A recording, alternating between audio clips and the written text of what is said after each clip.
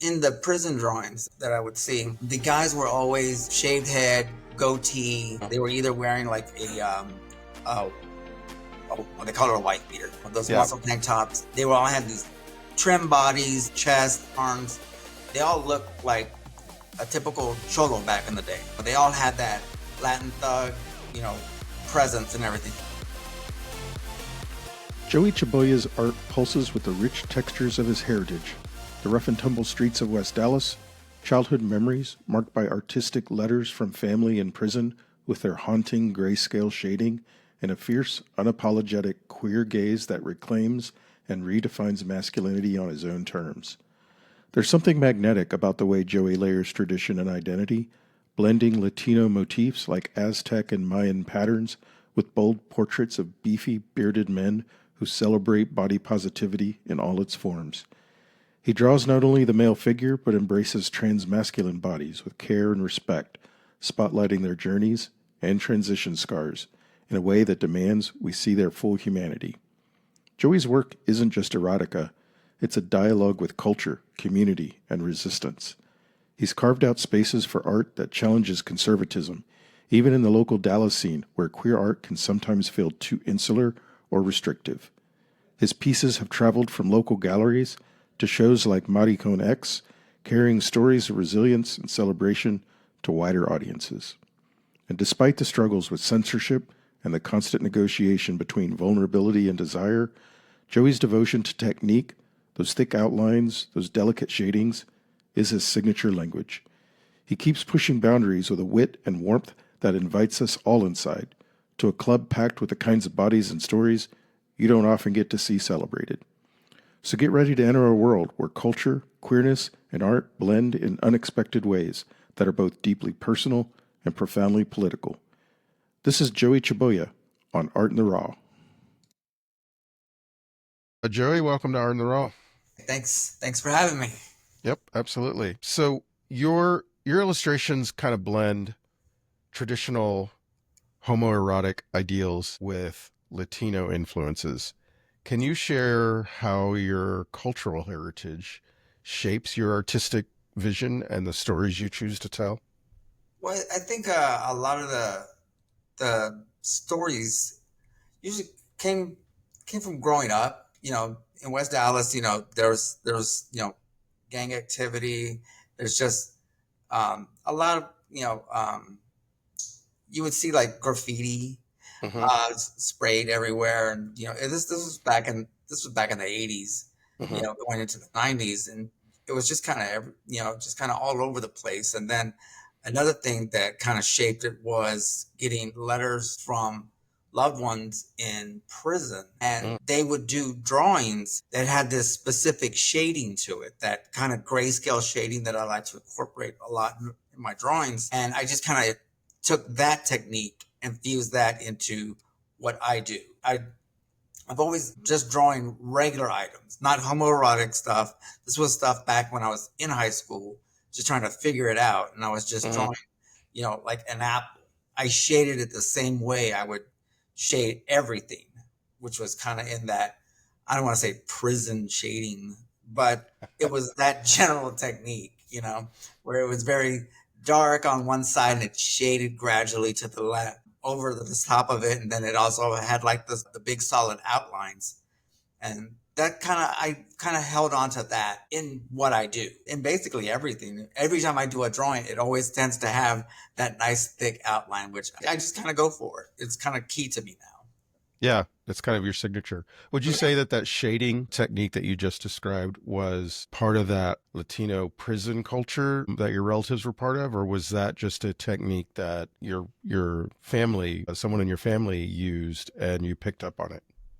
It was an uncle of mine that would get these letters, and he just told me where they came from, and they were religious drawings. A lot of them were like the praying hands or a cross, and they all had this very beautifully shaded backgrounds. Or when they would draw Jesus, drew the face was very well done and shaded beautifully, but that's what I pulled off of it. I know back then, I was a I was a Catholic and a Christian and whatever I was, whatever Yeah. else I was. But what I took away from it was the shading, because I wanted to know, how did they do that? How did they draw that? And how did they make the cross look 3D? How did they make the hands look that way on a piece of paper? When I would draw it, it was like you put your hand on it, you trace it, and that was me drawing a hand. Yeah. I was never drawing like this or, like this, or trying to capture the planes of the knuckles. When I saw them doing it, I was just like, I want to learn how to do that. And that's when I got into seriously learning how to draw people. Were you already a little artistic as a child that way, or did those drawings that you received kind of inspire you to learn to draw? I was always drawing as a kid. I was drawing like dinosaurs and stuff like that. My mom, she was a cake decorator. And when she would start to design her cakes, she would set out a piece of paper, draw what she wanted, whatever the client wanted. Whoever was, getting the cake, they wanted flowers here. She would show me how to draw roses and stuff like that. So she gave me paper, she gave me a pencil, had me draw alongside her. And that's kind of where I got into it. Later on, my parents were very encouraging about, you want to draw, here's something to draw. Here's paper, here's whatever you need.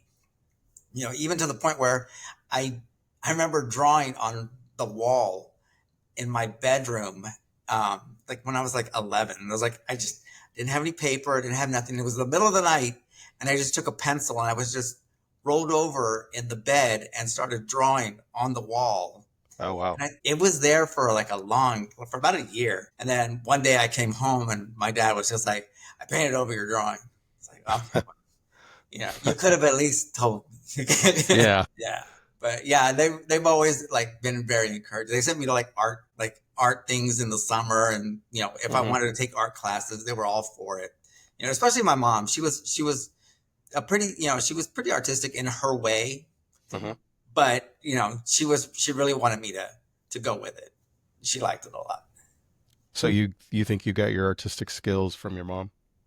Yeah, I think so. She when she would draw like her cakes, she was drawing like Daffy Duck and Woody Woodpecker and stuff like that. And I was like, I knew how to draw like the cartoon characters. It was back in the 90s, so everybody was drawing Bart Simpson back in the day, and that was the thing. Yep. I just kind of had to grow up and learn to draw other things, like realistic things. And it wasn't until I had to audition for the Arts Magnet High School where I actually had to draw realistic things, not cartoons, because they didn't want cartoons. They wanted bowls of fruit. They wanted, a skeleton. They wanted something that showed what you knew how to do and what you wanted to do. Nice. So, I mean, it was very basic when I got into high school, just drawing skills and everything. I mean, I had never used like oil pastels. I had never used watercolor. There were a lot of things that I had to go in there blindly, not knowing. And it was just pencils for the most part. So basically, I gave them a lot of white pages with grayscale drawings, and luckily, they saw the potential and they just kind of, come on in. So that's where all that came from. When do you think your artistic skill and your queer identity started to fuse into the art that you made? Well, I knew my queer identity was changing in the 7th grade.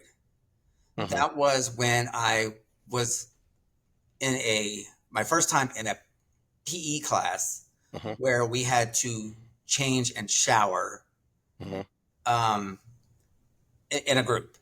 Yeah. And I think something clicked where I was just like, okay, I was, definitely, I was crazy nervous because, short, fat kid, nerd, basically. I was like, okay, I have to go do this, otherwise they're going to fail me in this course. Going home with an F was not key, at home. So I did it, and, you see things and stuff like that, and you start to see things differently. And then you get that weird feeling like, why do I feel this way? Why am I thinking about the guys in the shower long after I'm out of that shower, long after I'm already at home. Yep. So I knew that there was something going on there. And that was kind of like where that tripped. And later on, I found myself doing these tiny little sketches of naked guys. Mm-hmm. And Before you were even out of high school. I was in junior high. Oh, you were still in junior high. Still in junior high. And I remember I would hide them in between my mattresses because I was like, nobody's going to look under here. It's the first place everyone looks. And nobody tells you that. So I come home one day and I go to find my stash of drawings or like at least add to it. And they're gone. I'm like, oh my gosh, who is the one person that comes over to the house while everybody's gone? My grandmother. Oh no. So I was like, she had to have, swiped them, which means if she swiped them, she showed them to my dad because she was that kind of lady. Yeah.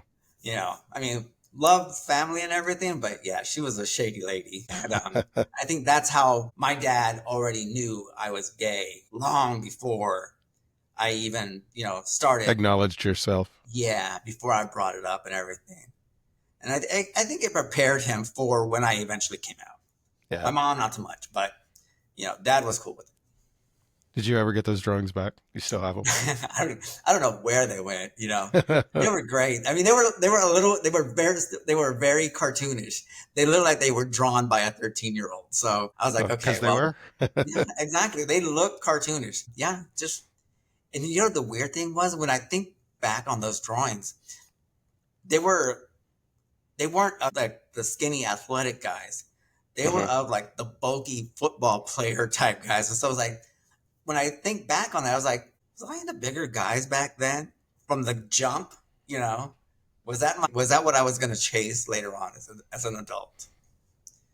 Well, so weird. I mean, much of your work now centers on celebrating bearded, muscular, furry physiques. I think so. So I think you started on that quite early. How do you see that your art about those types of guys challenging maybe standards of beauty within the queer and Latinx communities? I think it's because like in the prison drawings that I would see, the guys were always shaved head, goatee. They were either wearing like what they call it a white beater. Those muscle tank tops. They all had these trim bodies, chest, arms. They all looked like a typical cholo back in the day. They all had that Latin thug, presence and everything. There were no big guys. There were no big bearded guys. So when I started drawing, I always focused on like the bigger the heftier guys. Later on in art history, everybody back in the day, like, the masters, they were all focused on drawing the most cut, well-defined guys. I never saw any art with like just the big, standard, normal looking guys. Yeah. So I think that's because I wanted to put that out there. I wanted to put that to the front for me. And I think that's kind of where I go to whenever I want to draw somebody. I usually go for the thicker, the bearded, the more sturdier type of guys. Gotcha. Not that there's nothing beautiful about a well-defined man. It's just what I tend to go to. Yeah, you draw what you like, right? Exactly. How do you think you navigate the line between the eroticism of what you draw and vulnerability, especially in the context of some of your public exhibitions or social media censorship today? Oh man, like social media and stuff like that. When they tell you that, okay, you can't show this, it's like, okay, well, I'm going to find some place where I can show this, so my website is just a photo gallery. It's just a place where I can just put my stuff out there. If people want to see it, it's there. It's uncensored. It's what it is. Where I am, Blue Sky, they don't censor, so they're cool, but getting all of the, the meta censorship and all of that, I was just kind of like done. As far as like vulnerability and, putting that out there, I think where my vulnerability lies is in my technique. I'm very, very hard on myself when it comes to producing a well done drawing. I will beat my head beat myself over the head trying to get the proportions right, trying to get the shading right, the lighting right. Am I too focused on the portrait and not the background? Do they even match up? Mm-hmm. So that's where I put my vulnerability, is my struggle to be good at what I do. I may not put a lot of emotion and message in my portraits, but you know, it's part of me. This is what I do, and this is what I want to be good at. Yep. So your art kind of includes obviously your personal art that you do, but you've also done some commissioned work. How do you balance your creative autonomy in the commissioned work, In a commission and piece, also, yeah, with a commission piece and still meet the needs of clients? I think you have to find a happy balance between yourself and the client, Mm-hmm. and say, you have to give them what they want, but you have to give them what they want through your eye. Mm-hmm. Um, just as an example, a guy at TBRU came up to my booth, said I would love a drawing. Hot guy, great, no problem. He contacts me after, about 2 months after the event, says, "Hey, I met you. I'd like to get this drawing." And I'm thinking, okay, great. Let's see what this reference photo looks like. And I click on the photos, and it's of a lovely older woman. She's about 75. And he's like, "Well, I would like a portrait of my mother." And I was like, okay, well, after the initial letdown, say, okay, well, let me construct something. Let me throw you a couple ideas. But I asked him a few questions, like, what was her favorite flower? What does she like to do? Does she have any specific hobbies? Did she like the beach or the city? Who was this lady? So I took the reference photo, did her as best as I could, and she was it was a really good portrait. But when I filled in the background and, like, just around her, I filled it with, like, gardenias. I remember Wow. he responded she likes gardenias. So I just drew a bunch of gardenias. They were all black and white and shaded. It wasn't, no color, but, he was very happy about that. And that's where I had to find that balance, just make the portrait of his mother as pretty as possible, and give her something that kind of ties it back to, this is what my mom was all about. And that's how I kind of balance it out, just asking them questions, find out what they want. Yeah. Did you ever get a photo of the hot guy to draw? No, but it's burned into my head. Hey, queers. If this conversation moves you, don't just listen. Help us keep this platform alive so we can keep amplifying queer voices in art. Salon Naturel and Art in the Raw shine a spotlight on queer artists because their truth leads the way. Follow us on social, subscribe to our newsletter, or join our Patreon for exclusive content. Every follow, share, and membership keeps queer art visible and vibrant. Links are in the show notes. Thank you for standing with us and for keeping our community bold, creative, and unfiltered. Stay raw, y'all. Want to strip down and connect with a community that celebrates real bodies, real stories, and unforgettable adventures? Check out Go Naked Magazine, a bold, body positive magazine for gay male nudists. And if you're ready to turn the page and travel, Go Naked Travel curates incredible clothing optional getaways around the world. Think sun, skin, and seriously good vibes. Subscribe today at gonakedmagazine.com and gonakedtravels.com. So, you and I met locally in Dallas. We've both lived here for a very long time. What do you think the unique challenges and rewards of making queer art in Dallas are? How do you think the local scene has shaped your development as an artist? The local scene, there's a lot. Like, Dallas has a lot of art. It Uh-huh. has a lot of gay art.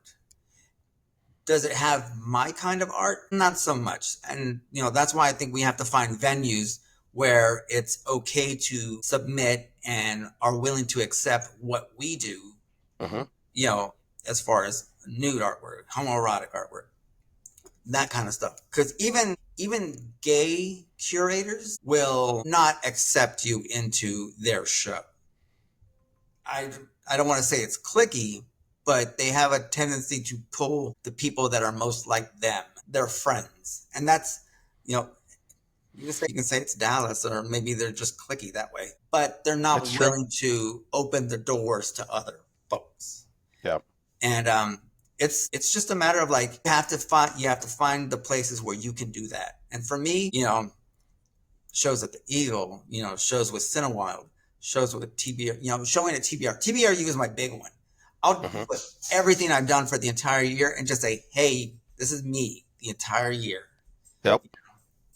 You've done shows for Artitude locally as well, for Yeah. Modicone X, and how's that experience been? Artitude is a great organization. Meeting them and, working with those guys has really, really just kind of given me a lot of boost as far as getting out there in the art world as like, I'm more than just, dicks and butts, but it's like they can see, the beauty in what I go through for making this art. Like right now, the Maricon X show that opened a couple weeks ago, rather than move it to another gallery in downtown Dallas, they're actually taking it down to San Antonio and hanging it up there. So That's good. I mean, another section of the state is going to get to see what me and my fellow Dallas artists have done, which is That's really, awesome. really awesome. Yeah. Yeah. I mean, I love working with those guys. They're good guys, and they have ideas of how to push things forward. And that's awesome. So one of your artist statements that I've seen before mentions how your art highlights a focus on both male and FTM figures. That kind of signals a deliberate commitment to trans inclusive representation. Can you describe your process for depicting trans masculine bodies in your work?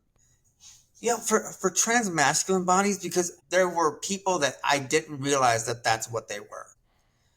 So when I go in to draw a female to male, I take a lot of things into consideration as far as what did they look like before and how did they progress now? How's their facial change? How does the facial structure change? Did they have operations? If they had the upper surgery, I want to showcase those scars, because the scars are like, it's a key signal of the change that they have gone through. I mean, this isn't just something that I think I'll do this over the weekend. No, this is stuff that they have to think about. Yeah.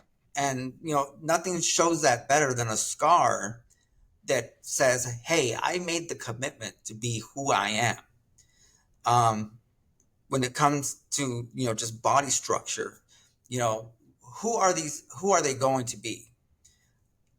Sometimes I think to myself, like, trans people, when they go through the changes that they go through, what they're doing is they're deciding to become the best version of who they are meant to be.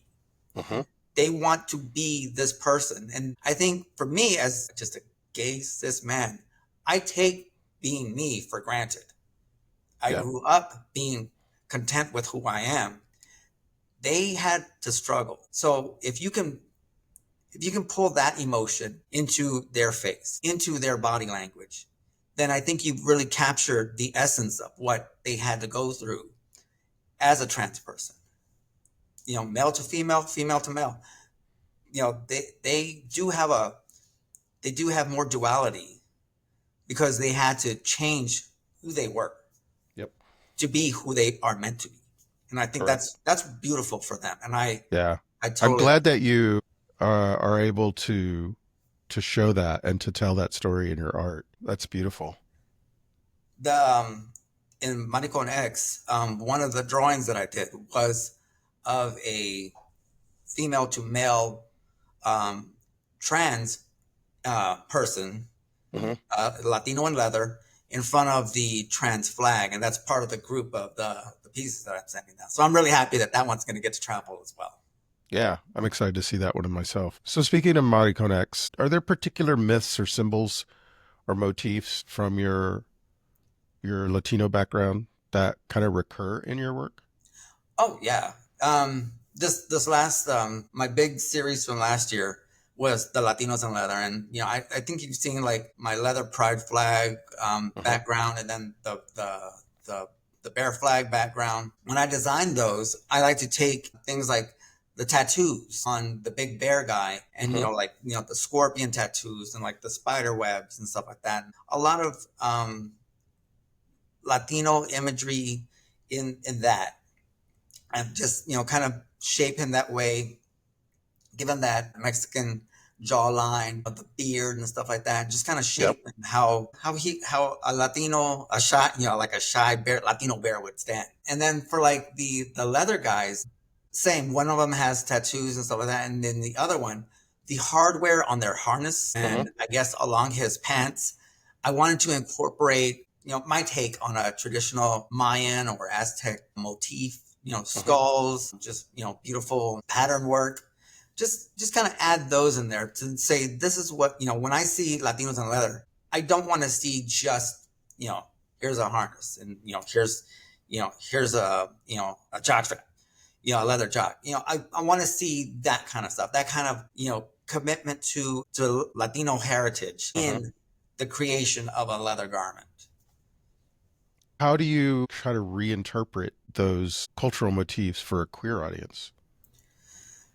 You just have to go for it. A lot of people, they may not like the idea of incorporating that into queer because of the whole machismo thing, and growing up in West Dallas or anywhere, if you're growing up in a Latino family, there's a certain level of masculinity that you have to have as a boy. Right. If they see you crying, then you are weak. If they see you, not playing sports, you are weak. If you get hurt and you shy away from things, you are weak. You can't let that hold you back. If I'm going to put something in my art and do it, I'm not going to be weak about it. I'm going to do what I want and let everybody else just deal with it. Yeah. You can't shy away from things anymore. At my age, do I care? No. Maybe as a kid, yes, I was worried about what people would think, but now I think you've said it, several times, like you have to stop caring what people think. And that's where we are, and in this day and age, if you don't speak up, if you don't present your point of view, you're just going to fade in with the rest of, with everybody else. And why do that? Why hold yourself back because somebody else has a problem with it? Stand out and be you and stand up for what you believe in. Absolutely. Absolutely. What advice would you give emerging queer artists who want to create unapologetically body positive work, but face barriers in conservative environments like you just described? My thing, practice every day drawing regular people. Draw people at the bus stop. Draw people waiting in line. Just draw regular people because these are the people that are out there every day living their lives. You may not know them, but they are out there part of this society. When it comes to models, like, like a scheduled model sitting time, draw every portion of that person or focus on one part. Learn to draw legs, learn to draw hands, learn to draw feet. Those are important. Not everybody wants to see drawings with people's hands behind their backs. Study it, study light, study shading and shadow. Just kind of go after it and everything. But remember, you are creating this as an expression of yourself. Your art is you. So don't be afraid to put yourself on paper and put that out there for everybody to see because it has value. Your work and your effort has value. Absolutely. The sooner you learn that, the sooner you just go for it, the happier you'll be, and other people will catch on to that. All right. Well, as we draw this interview to a close, I have 10 questions for you. These are inspired by the Inside the Artist Studio set of 10 questions that used to be asked to actors, but I've added an artistic twist to the questions. So you ready? Let's go. All right. What's your favorite artistic medium or tool? Graphite pencils. I could see that. What artistic trend or cliche do you wish would disappear? Minimalism. Give me something. Minimalism. Give me something. You know. What fuels your creativity the most? Music, actually, yeah. Yeah. What kind of music? I listen to like I'm pretty across the board. I love hip hop for certain things. I'll listen to Tool or Perfect Circle when I'm feeling a certain way, and I kind of push that. What sound or noise instantly inspires you? Crowds cheering. What sound or noise completely kills your focus? Oh, dripping water. You're not the first person to say that one. Drives me nuts, man. What's your favorite word or phrase to include in your work, literally or metaphorically? Technique. If you could see any queer artist, living or dead, honored with a major public monument, who would it be? There's a Latino artist in California by the name of Hector Silva. I've followed him for ages, and I absolutely love his work. He is like so LA, Latino, pencil, graphite, drawing. Look him up. He's amazing. And I draw a lot of inspiration from him. I kind of wanted to emulate him, but I wanted to do it my way. But he's amazing, and he deserves recognition. I'll have to try to see if I can get him on the pod. Yeah. What is one profession or creative field you could never see yourself in? Anything financial. It's, yeah, you don't want me there. Yeah. I hear that a lot from artists. Mm. Seems the creative people and finance. It's hard. It's hard don't mix very well. It's hard to be the artist and the businessman. Yeah. At times I was like, do I really got to do numbers now? I just want to draw. Yep. If your art could take on a life of its own, what form would it take? I don't know, but it'd probably be like a club, like the hottest club on the planet. If all these guys came to life. I would go to that club. Yeah. I'd absolutely go to that club. Pump some music. And finally, 100 years from now, what do you hope your art says about you to those who find it in the future? Man, that pervert could draw. Yes, you can. Yeah, there you go. Love my art. Love my techniques. I want to be that. I want to be that guy. Well, thanks for joining me on this episode, Joey. I really appreciate it. Yeah. You're a good friend, and I look forward to doing more art together with you. Absolutely. Thanks so much. I really, really enjoyed it, man. Cool. Thanks for joining us in this raw conversation. If this artist's work resonates with you, you can find their social media links in the show notes below. And remember, art thrives when we lift each other up. Tag us at Salon Naturel or hashtag #ArtLaRaw with your reactions. We repost listener art every Friday. Unlock uncensored studio tours, erotic art zines, and voting power on future guests by joining our Substack or Patreon. Links below. If this episode sparked something in you, leave a 5-star review with the word RAW in the title. Algorithms hate us. Your voice keeps us visible. This episode was produced by Salon Naturel, with editing by David Smith. Original theme music by Exacat. And keep making art that terrifies the censors. This is David Smith. Until next time, stay raw, stay rebellious.